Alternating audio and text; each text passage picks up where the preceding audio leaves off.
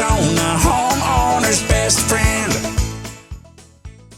I know this is, the question that comes next. If I go to that level, what's to keep me from just completely disconnecting from the utility company? Nothing at all. Don't pay your bill for 2 months and you will be disconnected from the utility company.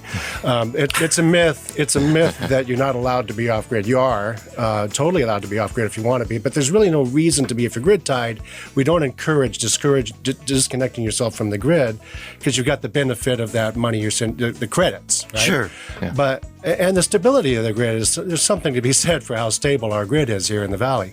But there's nothing stopping you from doing it outside of your pocketbook. Yeah. And if you ever go to sell the home, I don't know of many lenders that will provide a loan on a house that's not connected to the grid. Well, it depends on whether or not that home was built with the intent to be like there's a company in town that won't even touch a house unless it is totally off grid. So it's not against the law in Arizona to have an off-grid home.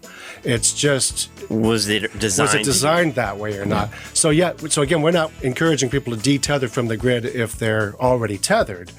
But if we've had plenty of customers that say, I want to be prepared.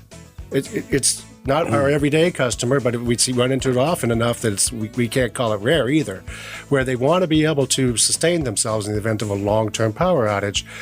Then we just go in and calculate what they want to run for how long, for how many days or months or years, and provide that prescription. And the thing about renewables, it is what it sounds like. It's sun's going to go down, come back up the next day and refill the batteries and cycle, repeat. And it's really not that complicated a formula for folks that do it on a regular basis.